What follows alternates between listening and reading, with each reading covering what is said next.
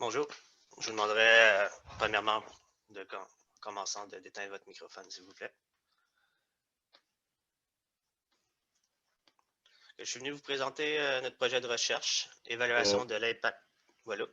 Peux-tu, s'il te plaît, monter un tout petit peu ton son, si possible? Je vais essayer.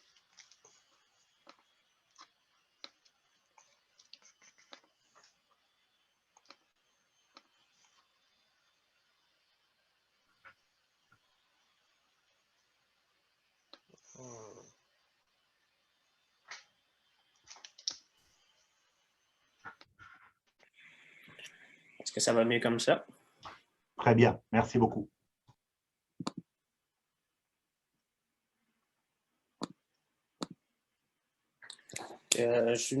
Bonjour tout le monde, je suis venu vous présenter notre projet de recherche, évaluation de l'impact des pratiques agricoles sur la turbidité de l'eau dans le littoral du lac Saint-Pierre par télédétection.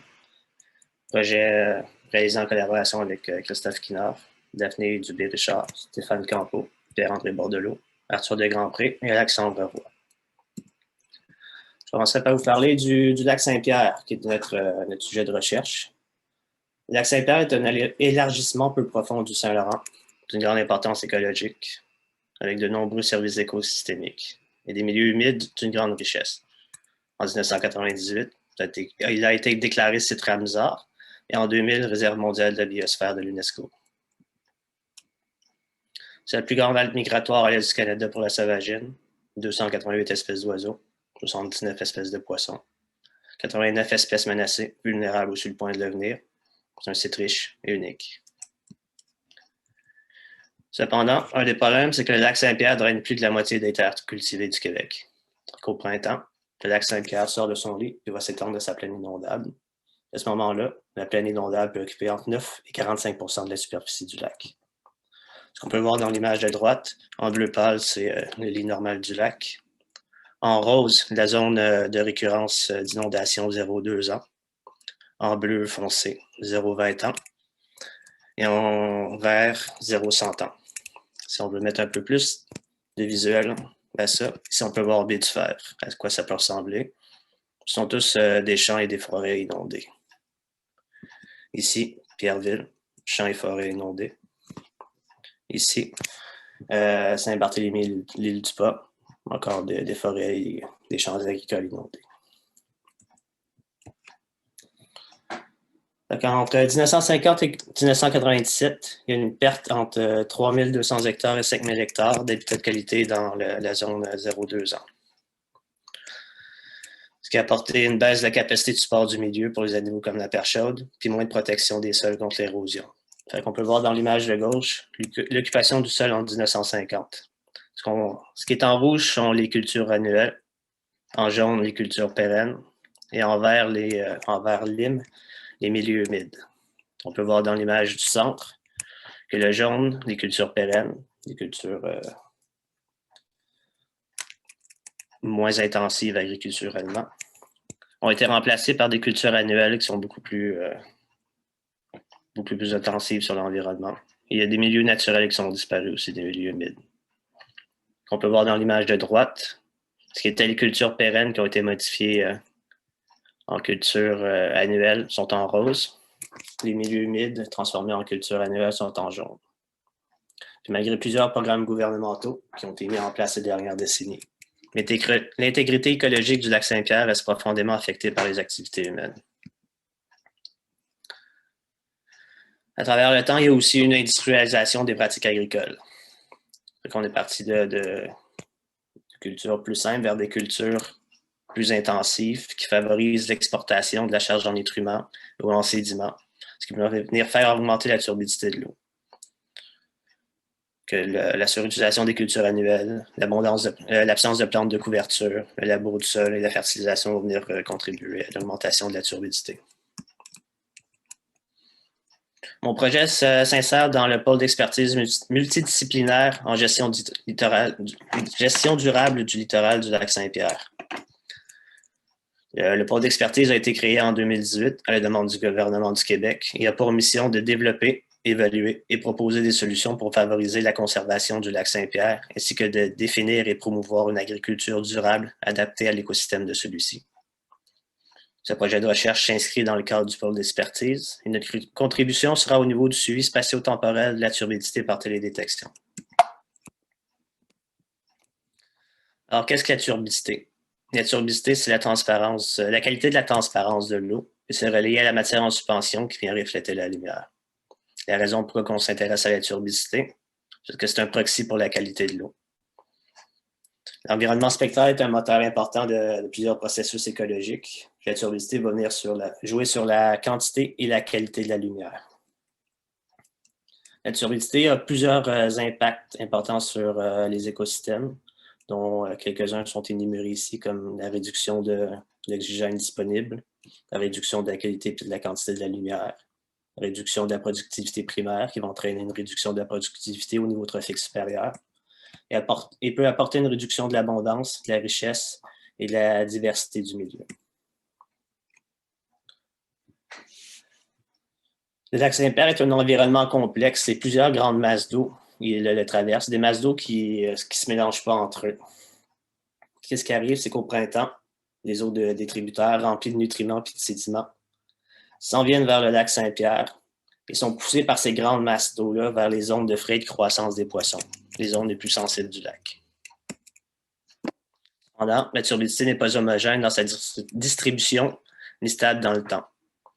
Ce qu'on peut voir ici, c'est un de nos sites d'études à Saint-Barthélemy. Ce sont majoritairement des champs inondés, des forêts inondées et des maisons aussi qui ont été inondées. On peut voir dans l'image de gauche, une image de fin avril. Dans l'image de droite, une image environ 2 semaines plus tard. On peut voir que les patrons de distribution de la turbidité ont changé. Et l'intensité aussi. Alors, comment on fait pour suivre l'évolution de la turbidité? L'objectif de notre projet, c'était de quantifier l'impact des pratiques agricoles sur la turbidité de l'eau dans le littoral du lac Saint-Pierre à l'aide de la télédétection. Pour ce faire, on a développé un algorithme, on a cartographié la turbidité, on a procédé à des analyses. Notre sous-objectif 1 était de développer un algorithme de turbidité de l'eau pour la plaine inondable du lac Saint-Pierre à l'aide d'images satellites afin d'évaluer l'évolution spatiale et temporelle de la turbidité lors des inondations printanières de 2019 et 2020. Comme sous-objectif 2, à partir des cartes de turbidité développées au sous-objectif 1, évaluer l'impact des pratiques agricoles dans le littoral du lac Saint-Pierre sur la turbidité de l'eau lors des crues printanières dans la plaine inondable.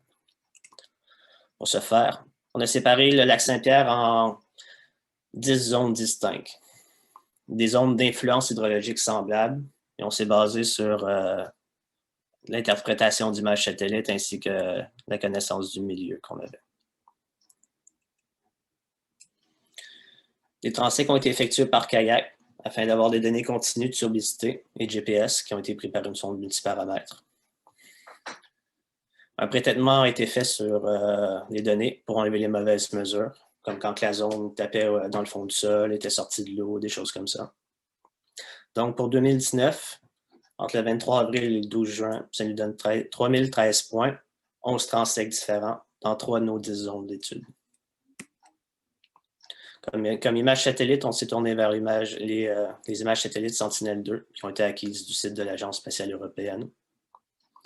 Les images Sentinelle-2 ont 13 bandes spectrales allant du visible à l'infrarouge, avec une résolution spatiale de 10 mètres, donc un pixel est égal à 10 mètres. Dans le bleu, le vert, le rouge et le proche infrarouge. On a une résolution temporelle minimale aux 5 jours, dépendamment du couvert nuageux.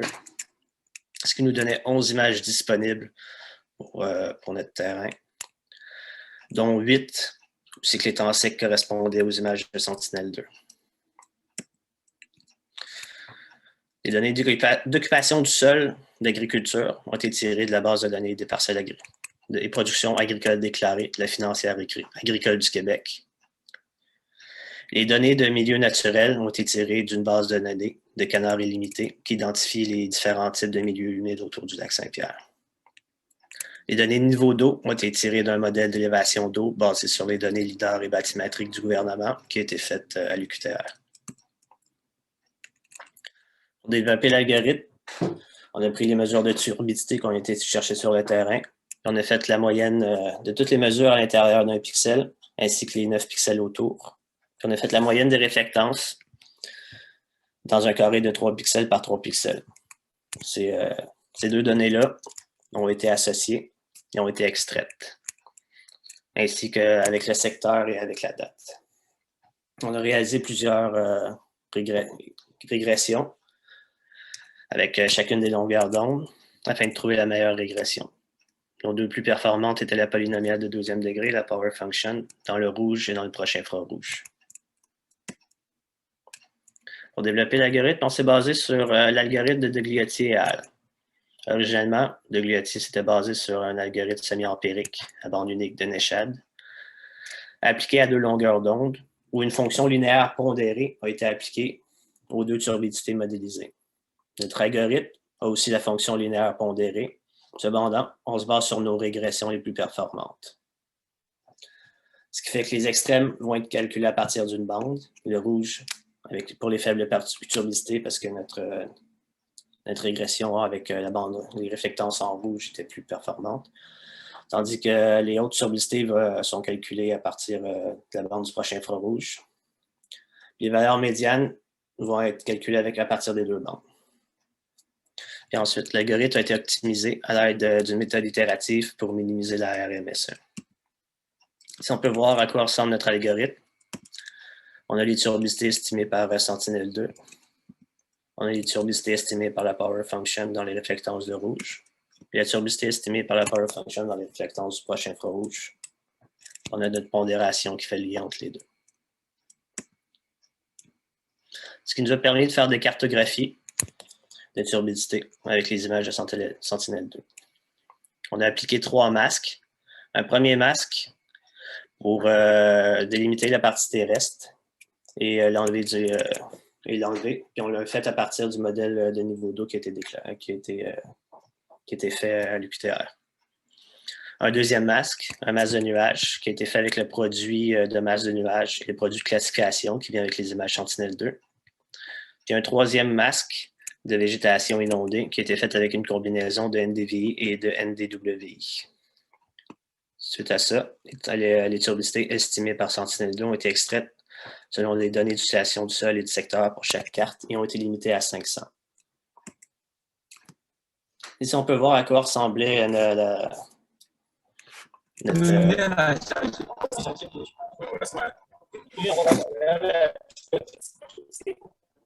le micro à quelqu'un qui semble ouvert. OK.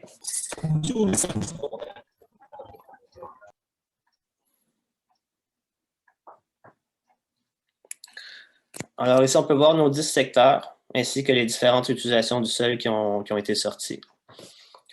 Ce qui est plus vert est plus naturel. Ce qui est plus rouge est une agriculture plus intensive. On a en vert les prairies humides, en jaune les prairies cultivées, en orange les champs de soya et en rouge les champs de maïs. C'est ensuite procédé à des analyses intra-annuelles en utilisant un modèle linéaire mixte. Notre variable dépendante était les turbidités estimées par Sentinel-2.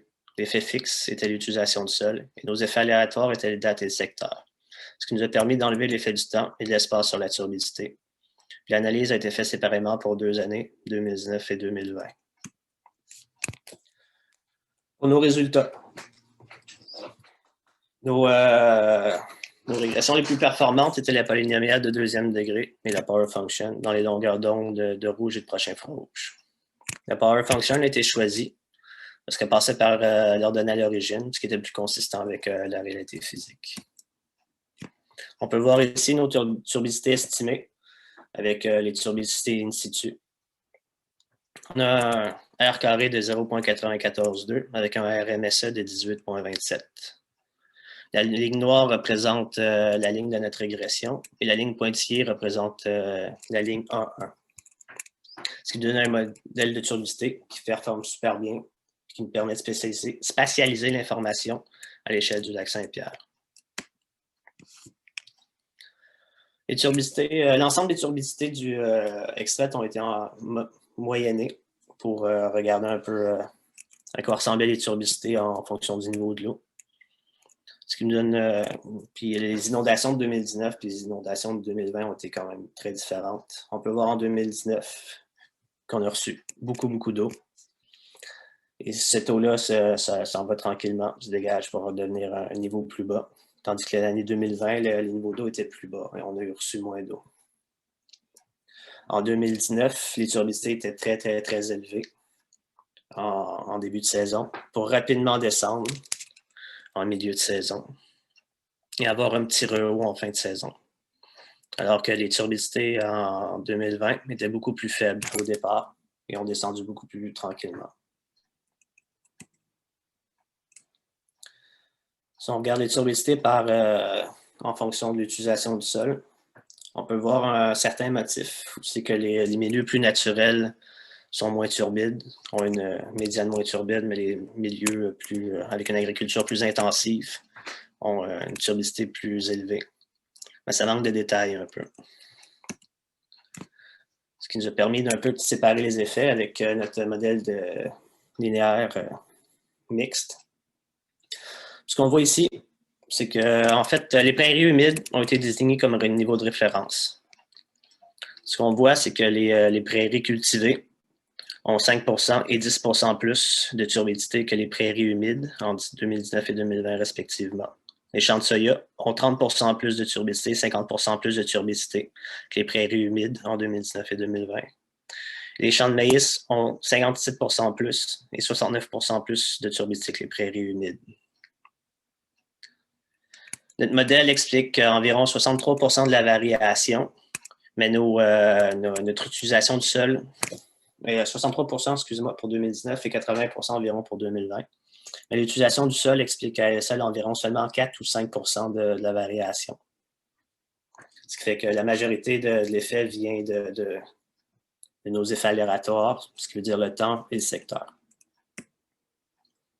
Si on regarde l'effet du secteur, on peut voir 3 secteurs qui ressortent un petit peu plus au niveau de la turbidité, soit le secteur de la rivière Chico, le secteur de la baie du Fèvre et le secteur de la rivière du Loup. Pour la rivière Chico et baie du Fèvre, ce sont des secteurs qui ont une utilisation agricole très intensive en amont. On a présentement une autre étude qui a travaillé sur les effets agricoles de l'amont, puis qui a fini par démontrer que la turbidité vient principalement des tributaires.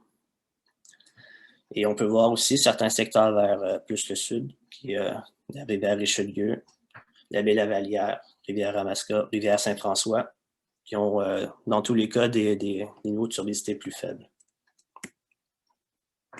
Pour conclure, le but de notre projet était de quantifier l'impact des pratiques agricoles sur la turbidité de l'eau dans le littoral du lac Saint-Pierre à l'aide de la télédétection. On a développé un algorithme de turbidité de l'eau pour la plaine inondable du lac Saint-Pierre à l'aide d'images satellites afin d'évaluer l'évolution spatiale et temporelle de la qualité de l'eau lors des inondations printanières de 2019 et 2020.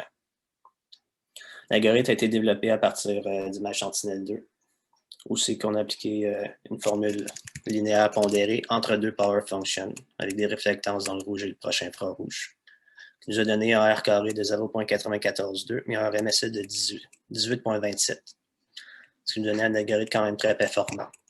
Puis ensuite, les patrons de turbidité ont été cartographiés. Deuxième objectif, évaluer l'impact des pratiques agricoles dans le littoral du lac Saint-Pierre à l'aide de la turbidité de l'eau lors des crues printanières dans la plaine inondable à partir des cartes de turbidité développées au sous-objectif 1. Pour ce faire, on a développé un modèle linéaire mixte où c'est que les turbidités estimées par Sentinel-2 ont été extraites dans le littoral du lac Saint-Pierre en fonction de la date, l'utilisation du sol et du secteur. Ce qui nous a permis de voir que les champs de soya avaient 30% plus de turbidité en 2019 et 50% plus de turbidité en 2020 que les prairies humides, qui étaient nos milieux naturels. Et que les champs de maïs avaient 57% plus de turbidité en 2019 et 69% plus de turbidité en 2020 que les prairies humides.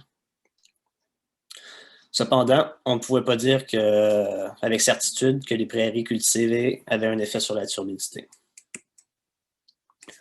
L'explication qu'on pourrait apporter, c'est pourquoi que l'agriculture intensive apporte une plus grande turbidité. Ça pourrait être dû par le faible couvert du sol. Quand on a moins de matière pour retenir le sol, eh bien, celui-ci est plus susceptible à l'érosion. Puis en travaillant plus la sol avec un labour plus intensif, on vient fractionner et fragiliser la structure du sol. L'erreur carré de Nakagawa nous a permis de voir que notre modèle arrivait à expliquer environ 63% et 80% de la variation pour 2019 et 2020. Cependant, nos effets fixes, l'utilisation du sol, n'arrivaient seulement qu'à expliquer environ 4 et 5% de la variation. On a réussi à démontrer que l'utilisation du sol avait un effet sur la turbidité. Cependant, une grande partie de la variation vient des effets aléatoires dans tes secteurs. Ce qui veut dire que probablement qu'une grande partie de la variation vient des tributaires, ou bien de ce qui vient de l'amont. Si on veut améliorer la turbidité du littoral, les efforts ne doivent pas uniquement se concentrer dans le littoral, mais doivent également se concentrer en amont afin de venir réduire les charges sédimentaires qui sont exportées jusqu'au lac Saint-Pierre. J'aimerais remercier nos partenaires financiers, dont le risque fait partie, mon directeur, mon co-directeur, ainsi que toutes les autres personnes qui m'ont aidé de près ou de loin dans mon projet de recherche. Vous pouvez rouvrir vos microphones. Avez-vous des questions? Merci beaucoup, Maxime. Excellente présentation, vraiment très, très claire. Je te félicite pour la qualité de ton travail sur tes co-superviseurs. J'ai oublié de mentionner que tu es quelqu'un de vraiment très interdisciplinaire. Tu as un DEC en soins préhospitaliers d'urgence, tu as un bac en biologie et écologie, puis là, tu fais présentement ta maîtrise en sciences de l'environnement. Donc, merci beaucoup pour cette présentation. C'est le temps pour les questions. Je vois Laure. La parole est à vous. Bonjour, merci Maxime pour cette présentation. J'étais interpellée par tes résultats sur la différence entre le soya et le maïs. Alors, tu disais qu'il y avait des différences d'intensité de l'agriculture. Moi, je connais pas les pratiques agricoles sur ces deux types de cultures. Mais ça, c'était comme une première sous-question. Puis, mon autre question, c'est est-ce qu'il ne pourrait pas y avoir un effet aussi du cycle de vie de ces deux plantes? Je ne sais pas pour le soya, mais pour le maïs, il me semble que le développement, il est assez tardif dans la saison. Donc, est-ce que ce ne serait pas justement que le couvert végétal, il n'est pas là au moment des crues? Fait que tout ce que tu expliquais sur l'érosion du sol est plus fort. Voilà. C'est effectivement une des problématiques qu'on a. Quand on arrive avec la culture du soya et du sol, le sol est souvent laissé à nu au niveau quand les crues arrivent.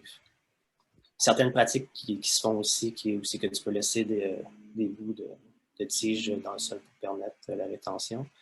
Mais notre étude n'était pas assez pointue pour pouvoir identifier les différentes parties avec. Mais oui, il y a une grosse problématique qu'il n'y a pas assez de couverture de sol avec l'agriculture plus intensive de soya et de maïs. Ouais, et excuse-moi, est-ce qu'il y a une différence entre le soya et le maïs sur ça, là, au moment des crues? Est-ce que le soya est déjà poussé ou pas? Non, le soya n'est pas déjà poussé. Habituellement, okay. ce qui reste, il reste juste des vieilles plantes mortes un peu. Ok. Fait que c'est pas ça qui expliquerait la différence entre tes deux cultures. C'est juste que c'est assez intéressant, là, mais qu'est-ce qui fait que ce soit si différent l'un et l'autre? Ok. Bon, merci. Merci beaucoup, Laure. Est-ce qu'il y a d'autres questions? Chat ou levez la main? Non, s'il n'y a pas, mais moi j'en aurais une. Il y a Thomas. Thomas? Oui, j'arrive. Bonjour Maxime, merci pour la présentation. J'ai manqué une petite portion au milieu, fait que ça se peut que ma question porte sur quelque chose que tu as présenté. Mais ce que je comprends, c'est que vous faites un lien entre l'utilisation du sol, mais c'est l'utilisation du sol qui est inondé, ouais. Et la contribution en sédiments en suspension pour la turbidité essentiellement. Et je me demandais s'il y avait une évaluation des conditions hydrauliques en lien avec chacun des secteurs, parce que les conditions hydrauliques peuvent expliquer une plus grande apport en sédiments fins. Puis peut-être le présenter, là, mais je l'ai manqué. Mais clarifier. Mon projet de recherche s'intéressait personnellement juste à l'utilisation du sol ainsi que l'effet sur la turbidité. On n'avait pas intégré les effets hydrauliques, mais on a une autre étudiante qui s'intéresse spécifiquement à ça au laboratoire. OK, parfait. Fait que vous n'avez pas regardé, par exemple, la profondeur, parce que vous avez l'étendue des inondations, mais vous n'aviez pas éventuellement la profondeur. Bon, à la base, il y avait 4 secteurs qui avaient été ciblés par le pôle parce qu'ils étaient au même niveau d'élévation.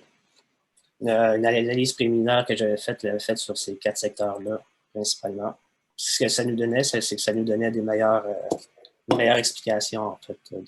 On avait des plus fortes relations entre la turbidité et l'utilisation du sol. En décidant de l'étendre à la grandeur du lac Saint-Pierre, on voulait comme diluer un peu nos relations, là, mais on a quand même de très bonnes relations. OK, parfait, merci. Belle présentation, Maxime. Merci. Merci Thomas pour la question. Il y a une autre dernière question. Sinon, moi je vais en avoir une.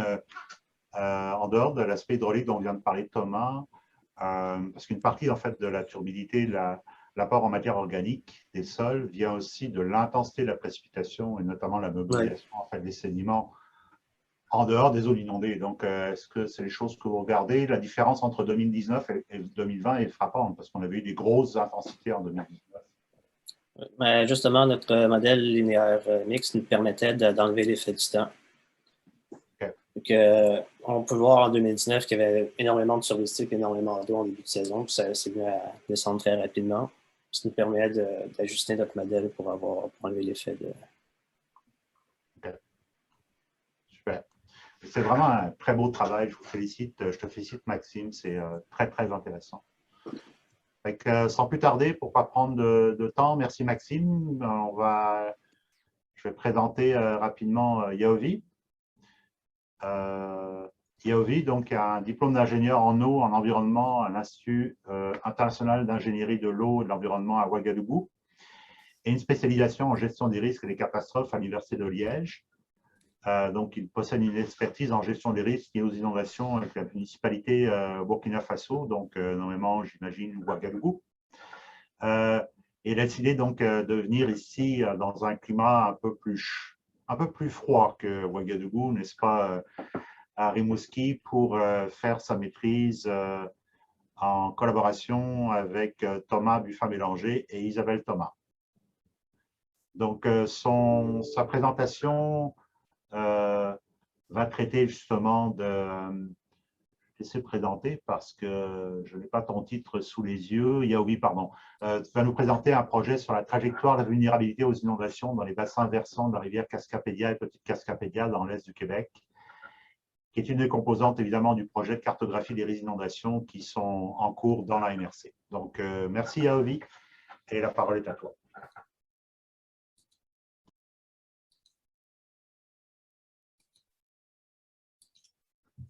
Dans mon écran?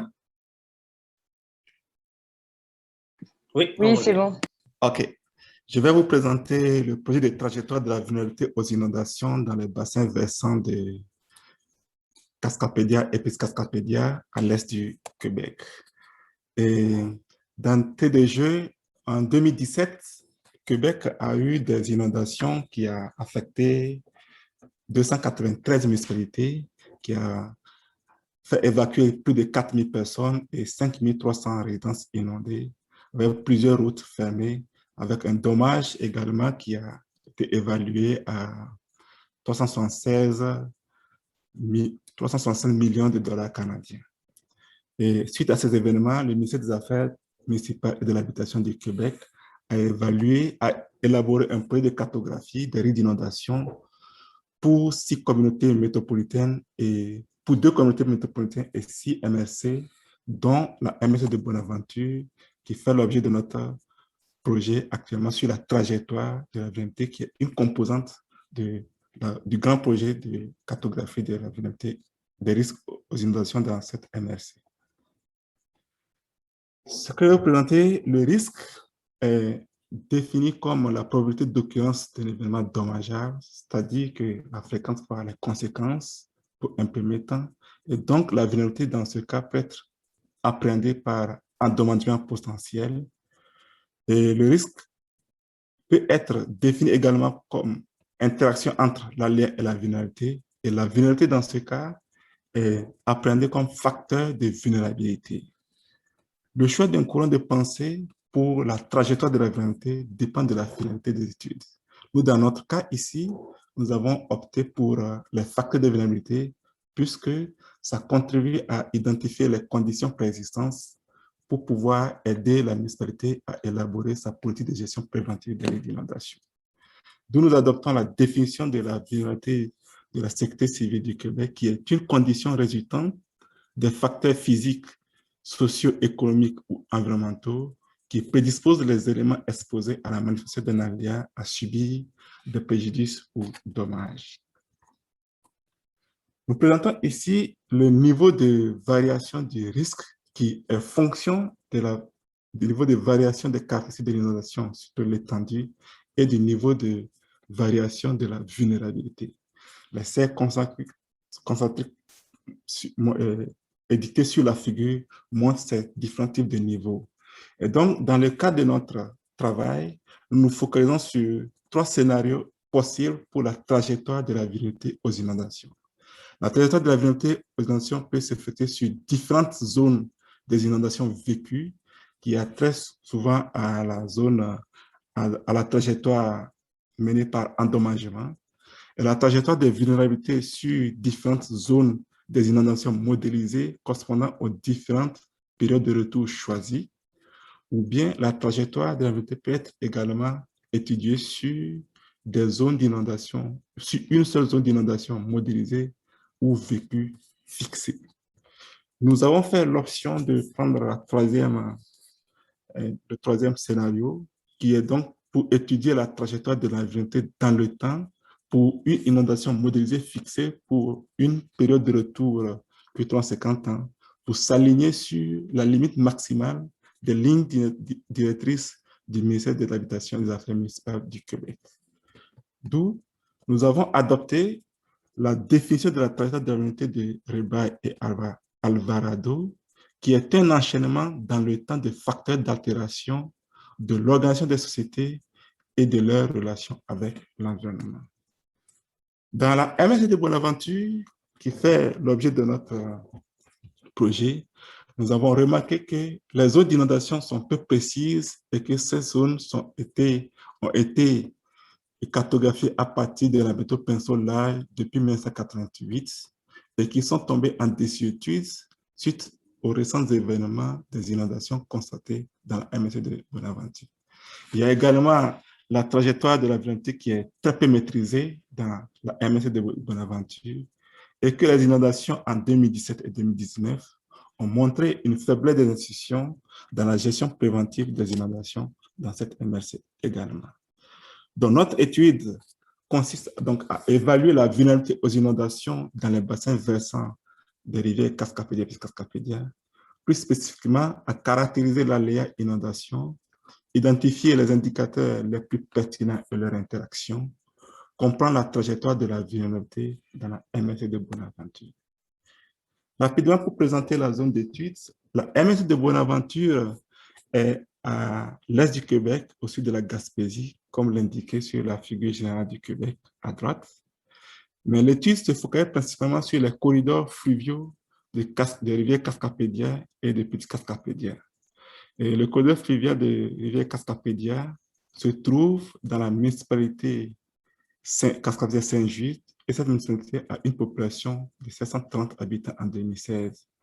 Et le corridor fluvial de rivière Petite Cascapédia se trouve dans la ville de New Richmond, et cette ville a une population de 3706 habitants en 2016.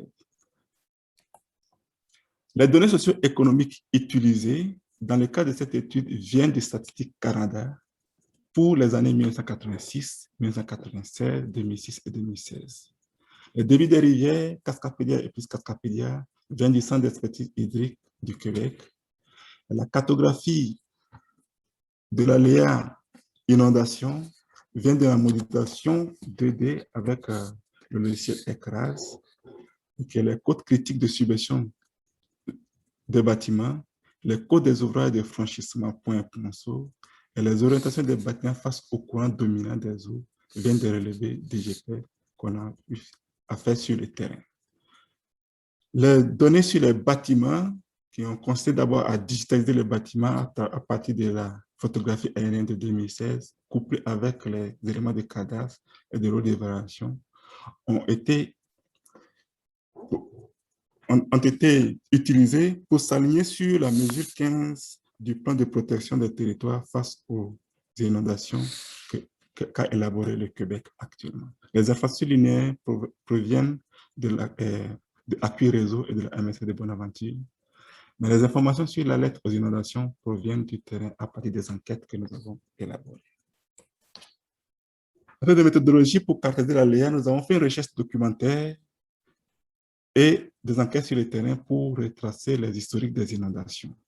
Et à la suite de cela, il y avait une analyse statistique également sur les débits de 1963 à 2020 qui a été effectuée et une modélisation hydraulique en modèle DD également qui a été élaborée pour pouvoir modéliser l'étendue de l'inondation et d'autres caractéristiques, la vitesse et la hauteur. Pour les indicateurs de la vulnérabilité, nous avons recensé les indicateurs fréquemment utilisés dans la sphère scientifique consacrée au Nord-Amérique. Et puis après, nous avons passé à une validation par la MSC de Bonaventure pour que ces indicateurs soient adaptés à la zone d'étude et faire pondérer ces indicateurs par les populations, les gestionnaires et les experts qui connaissent bien la zone d'étude. Et au finish, les indicateurs qui ont été retenus par bassin versant sont fonction des enjeux exposés dans chaque bassin versant. La figure que vous voyez devant vous montre la base conceptuelle de l'analyse de la vulnérabilité aux inondations que nous avons adoptée. Et la partie en grise est le territoire considéré dont dépend la zone d'inondation qui est représentée comme en partie en bleu ici à l'intérieur. Et qu'il y a des indicateurs sur la manifestation de l'aléa qui exercent leur effet différencié sur les types d'enjeux exposés et que ces enjeux exposés, avec les caractéristiques intersectes, montrent leur degré de fragilité. À l'intérieur de cette zone d'inondation, qui est notre zone d'étude, il y a également des mesures d'adaptation qui sont propres à cette zone d'adaptation. Cela veut dire que, par exemple, pour les bâtiments à multiples niveaux, ces bâtiments sont certes exposés, mais contribuent également à donner des lieux de refuge aux populations pour s'adapter aux inondations en cas d'urgence. Et par la suite, la municipalité elle-même vient en appui à cette zone d'inondation à travers ses compétences pour pouvoir agir en cas de crise, sans oublier qu'il y a l'aspect d'accessibilité qu'il faut tenir compte également. Donc, quelques constatations de base est que tous les indicateurs définis sont de sens positif. Les indicateurs d'exposition sont dénombrés. Les indicateurs de sensibilité sociale de la zone d'adaptation sont transformés en pourcentage, soit en ratio. Et l'échelle d'analyse spatiale est l'étendue d'inondation de débit Q350 à modéliser, fixé et réparti par maillage de 200 mètres par 200 mètres. Et nous avons fait l'analyse de l'évolution temporaire sur les années 1986, 1987, 2006 et 2016. Les indicateurs utilisés sont résumés dans le tableau que vous voyez. Il y a 3 indicateurs liés à l'aléa sur les enjeux et 9 indicateurs d'exposition. Et ces indicateurs d'aléa interagissent avec les indicateurs d'exposition. Et ces indicateurs d'exposition, hormis les indicateurs liés aux personnes, on a dénombré 10 indicateurs de sensibilité de la zone qui interagissent avec 8 indicateurs d'exposition et les 8 indicateurs de sensibilité sociale interagissent avec les indicateurs liés aux personnes. Il y a également 10 indicateurs de capacité d'adaptation qu'on a eu à utiliser qui sont directement liés à la zone d'inondation et 3 indicateurs de capacité d'adaptation au niveau municipal liées aux capacités de fonctionnement des services de santé, de police et de sapeurs-pompiers qui mettent en avant la défaillance des infrastructures liées à ces services et le dysfonctionnement également de ce service en cas de crise. Tout d'abord, nous avons standardisé tous les indicateurs Z-score par la méthode centre réduit avec l'équation numéro 1. Nous avons passé à un changement d'échelle de Z-score à score C avec l'équation 2 pour avoir tous les indicateurs positifs. Et l'indice de vulnérabilité a été la somme des indices de facteurs d'exposition, de sensibilité sociale et de sensibilité de la zone diminuée de l'indice d'adaptation. Et chaque indice de facteur est donc la somme des scores C des indicateurs I mesurés sur chaque maillage de 200 mètres par 200 mètres pour chaque type d'indicateur dans chaque facteur donné. Seuls les indicateurs de sensibilité sociale et de la zone sont pondérés pour prendre en compte la perception des risques par la population. Nous avons également effectué des enquêtes sur le terrain de février en octobre 2021 et ces enquêtes ont consisté à adresser des questionnaires aux 3 groupes d'individus. Le questionnaire Q1 est adressé aux régions affectées par les inondations, qui compose 106 questions, et le questionnaire Q2 est adressé aux régions non affectées par les inondations. Le questionnaire Q3 est adressé aux gestionnaires municipaux, et ces questionnaires ont abordé des thématiques sur les connaissances de l'aléa inondation, l'état de vulnérabilité, la lettre aux inondations, la préparation, la perception des risques d'inondation, la notion des trajectoires de la vulnérabilité, les caractéristiques socio-économiques et la pondération des indicateurs de sensibilité. L'analyse des débits de 1963 à 2020 ont montré que dans la rivière pour la rivière Petite-Cascapédia, nous avons eu 24 crues avec des débits supérieurs au débit 2 ans. Et dans la rivière Cascapédia, nous avons 23 crues avec un débit supérieur au débit 2 ans. La figure que vous voyez montre l'analyse de la trajectoire de la vulnérabilité dans le bassin versant de la Petite-Cascapédia. Nous allons mettre en exergue quelques zones où la vulnérabilité a varié. La zone encerclée en rouge montre que la vulnérabilité a évolué de 1986 jusqu'en 2016 dans cette zone. Et pour ceux qui connaissent bien la zone de Petite-Cascapédia, ça correspond à la zone du domaine Lopage et de Boisé-Napoléon.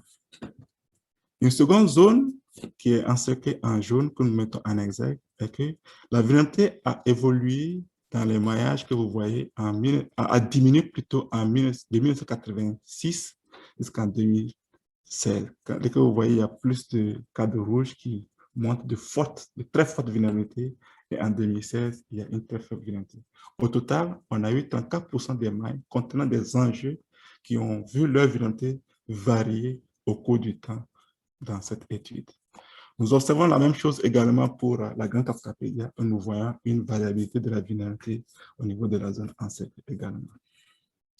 Globalement, dans la municipalité pour le bassin versant de Petite-Cascapédia, le niveau de vulnérabilité est 3 fois supérieur au niveau de vulnérabilité dans le bassin versant de la Grande Cascapédia, et que les indices de sensibilité sociale et de sensibilité de la zone ont fortement fait augmenter ce niveau de vulnérabilité. Nous voyons qu'au niveau du bassin Petite-Cascapédia, la vulnérabilité a évolué de 1986 pour atteindre un pic en 2006 et diminuer en 2016. Mais pour la vulnérabilité au niveau de la Grande Cascapédia, on a atteint le pic en 1996 et on a observé une diminution progressive jusqu'en 2016. Pour regarder de plus près ce qui se passe pour cette variation de vulnérabilité, nous avons regardé la variation de l'exposition des personnes et des bâtiments. Pour le bassin versant Petite-Cascapédia, nous avons remarqué qu'il y a une variation des bâtiments et des logements de 1986 à 2016, tandis que la variation de la population restée quasi stationnaire entre 1946 et 2006 est diminuée en 2016.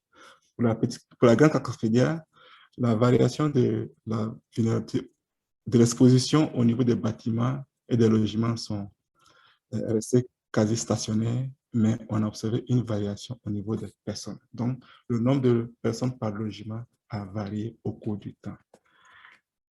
Des mesures d'alerte au niveau de la petite Cascapédia, nous avons vu qu'avant les années 2000, les populations ne prenaient pas d'action face aux alertes d'inondation, mais à partir de 2000, ils ont commencé à prendre des actions pour pouvoir pallier aux effets d'inondation dans leur territoire.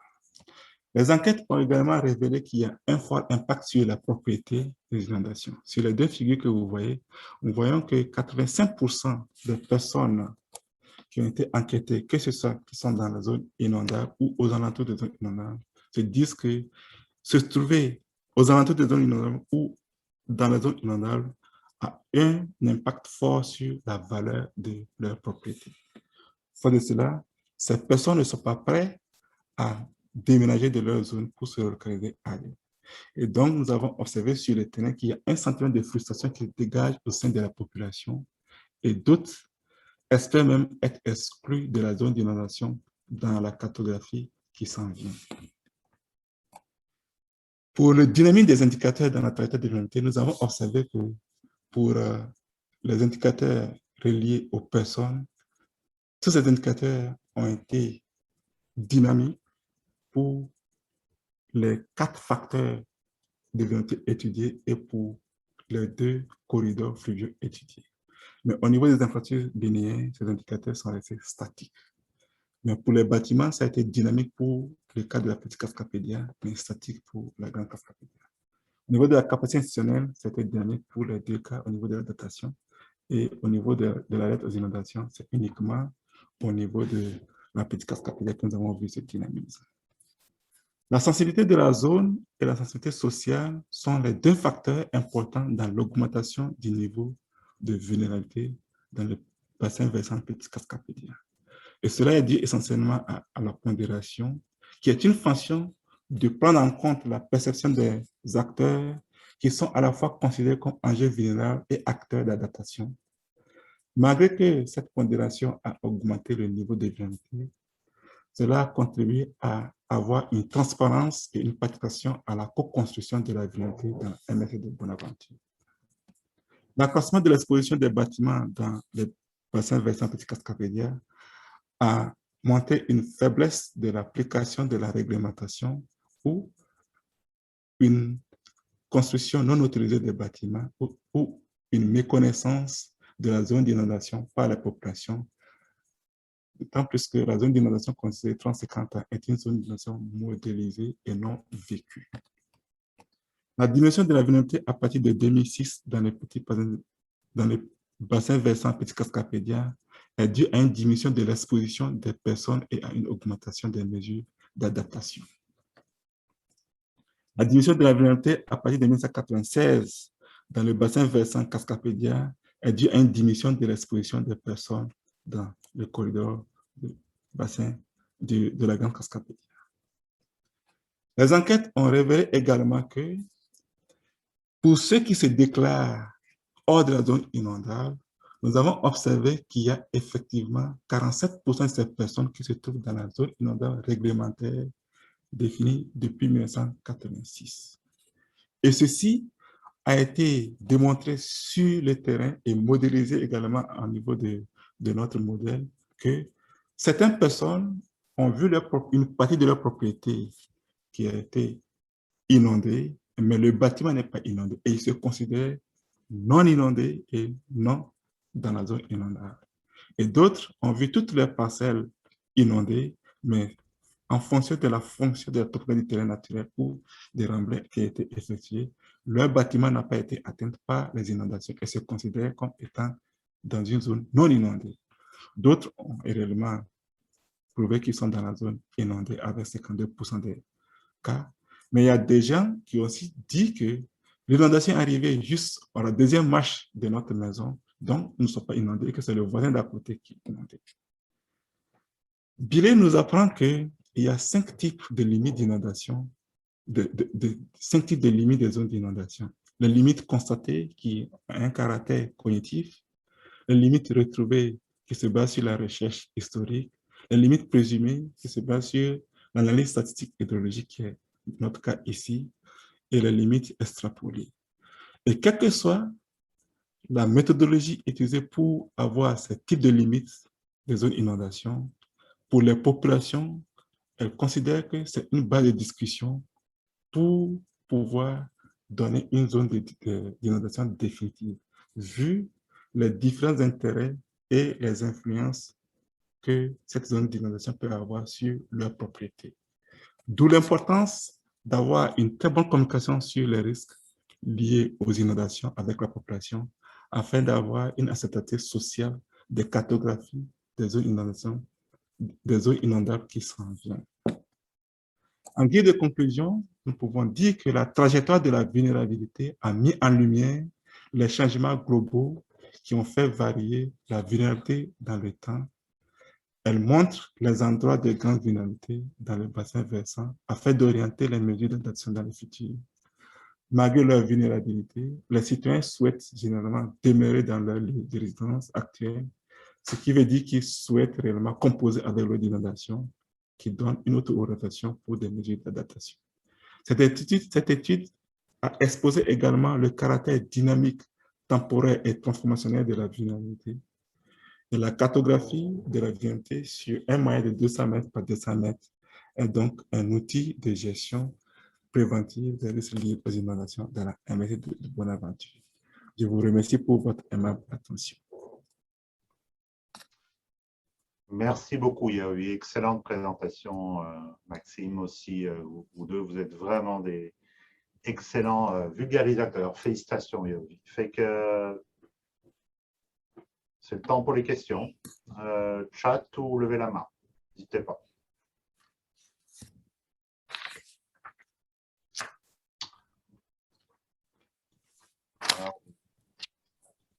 S'il n'y a pas de questions, peut-être je vais briser la glace, ça va inciter d'autres à poser les questions.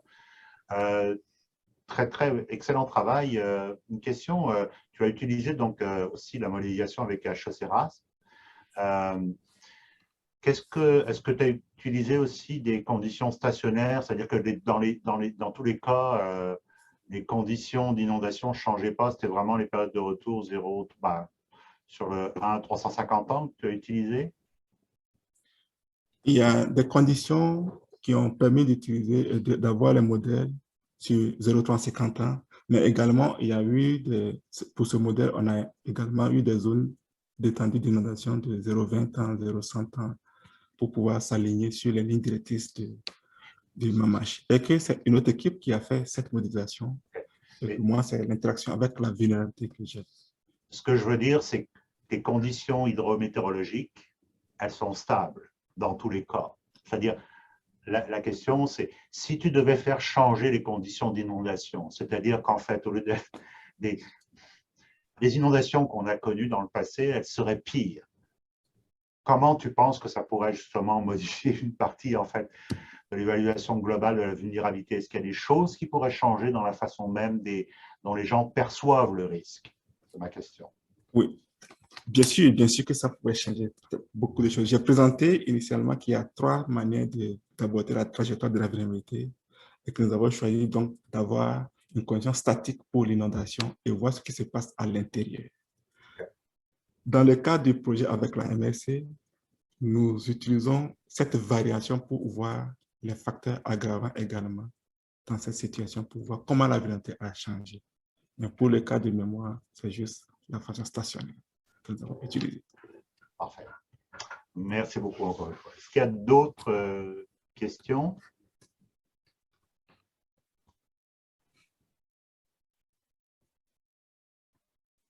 Je vois que non. Donc, peut-être une question sur l'exposition. Tu as montré dans la petite Cascapédia, il y a eu vraiment une augmentation du nombre de bâtiments, en fait, d'aménagements. Donc, c'est un facteur d'exposition qui a augmenté. Puis tu montres aussi que dans ce cas-là, il y a eu des lacunes. On a laissé finalement les gens se construire. Mais dans l'éventualité, on sait que le climat va changer, peut-être l'inondation va devenir plus sévère. Est-ce que ce facteur d'exposition relié au fait que le climat change, il n'est pas stationnaire, vont faire en sorte justement de changer ces façons de faire? Comment tu vois ça, toi? Est-ce que, justement, dans les plans d'aménagement, est-ce qu'on va décider en bonne fois pour toutes d'arrêter certaines personnes ou des bâtiments d'exposer dans les endroits qui sont susceptibles de connaître des inondations peut-être plus fréquemment? Moi, dans mon analyse, mon approche est que ne pas faire évacuer les gens systématiquement dans une zone d'inondation. Mais il faudrait trouver une adaptation en fonction des nouvelles constructions qui peuvent prendre en compte également l'évolution du climat dans cette zone. Il a été montré que, avec les enquêtes, que les gens qui sont vraiment affectés par les inondations, qui savent qu'ils subissent des inondations, ne souhaitent pas quitter leur zone d'inondation pour autre zone. Ça change de paradigme dans nos approches de gestion des risques.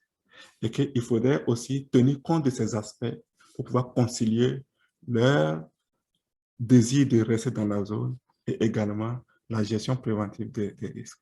Cela montre également qu'en acceptant de rester dans la zone, ils vont s'engager également à partager la responsabilité dans la gestion des risques d'inondation avec la municipalité dans ce cadre. Ouais. Parfait, excellente réponse. Guillaume Durand? Allez-y. Oui, oui, bonjour, merci. Merci pour la présentation très claire. Est-ce que, à la lumière de ce que vous indiquez dans les conclusions, là, que les gens ont tendance davantage à choisir l'option de vivre avec les inondations, est-ce que, à la lumière de de vos travaux, vous identifiez des suites à donner en termes d'intervention ou des opportunités pour réduire la vulnérabilité? Dans mes travaux, je n'ai pas exploré la partie vraiment d'intervention. Mais au niveau du grand projet également de la cartographie des inondations, ce n'est qu'un diagnostic qui est posé. Et maintenant, notre travail va consister à alimenter ou à éclairer les décideurs de la MRC pour poser des bases claires sur l'adaptation à adopter. Et donc, il faudrait que ces gestionnaires savent déjà que l'indice de vulnérabilité que nous avons élaboré, ce n'est qu'une base de départ pour les discussions avec les populations. Ce n'est pas une fin en soi, mais ça permettra aux décideurs de savoir dans quelle direction les adaptations peuvent être menées pour que ça soit concilié avec les désirs des populations également et amener également les populations à adhérer à ces adaptations que la municipalité va adopter sur le terrain. Très bien, très clair. Puis je fais du pouce là-dessus, là, je me permets, mais est-ce que dans les prochaines étapes que vous entrevoiriez avec les décideurs, est-ce que ça a été discuté avec la MRC? Qu'est-ce qu'on voit pour la suite, là? Il y a une très forte attente au niveau de la population pour la suite parce qu'on a rencontré des gens sur le terrain. D'autres pensaient que déjà avec cette étude, il va y avoir une solution toute faite rapidement pour pouvoir les sortir ou bien pour pouvoir trouver des mesures d'adaptation pour eux, pour préserver leur résidence contre les inondations. Et donc, notre aspect ici, c'est d'accompagner toujours la MRC dans la communication et de la façon de faire les choses. Si la MRC, parce que le mandat finit bientôt, et la MRC, le LUCA est toujours prêt à l'accompagner. Je parle sous couvert de mon directeur de mémoire qui est Thomas Bélanger, pour qu'on accompagne la MRC dans cette initiative de réduction des risques d'inondation en se basant sur les résultats de nos analyses et cela permettant d'orienter la façon de concevoir la résilience maintenant dans cette bassin versant. Très clair, merci. On va suivre la suite avec beaucoup d'intérêt. Puis s'il y a quelque chose qu'on peut faire pour vous accompagner dans la démarche, vous n'hésitez pas à nous nommer pour vous soutenir. Merci. Merci pour l'aide apportée. Merci Guillaume pour la suggestion. Merci beaucoup. Effectivement, le travail de restitution va devenir une étape importante à Yovi. Encore une fois, merci à vous deux qui avez été financés dans le cadre du premier et du deuxième programme de bourse du risque. Merci pour vos excellentes présentations. C'était vraiment très, très intéressant. Félicitations, vous avez des capacités pédagogiques excellentes. Fait que je vous félicite pour votre excellent travail. On va se quitter là-dessus aujourd'hui pour se retrouver dans quelques semaines. Pour l'instant, on n'a pas à court terme de webinaire, mais ça s'en vient plus tard au mois d'avril. Fait qu'on va se souhaiter un bon début de printemps et on va éviter surtout des inondations cette année. On fait attention quand même, il y a beaucoup de neige dans certains secteurs. Donc, portez-vous bien, faites attention à vous, puis au plaisir de se retrouver très bientôt pour la prochaine série de webinaires du risque. Et merci encore une fois, Yaovi. Merci Maxime, merci Valérie pour l'organisation. Et puis, merci à tout le monde d'avoir été présent. Bonne journée, bonne fin de semaine. Bonne fin de semaine, bye. Merci, bye.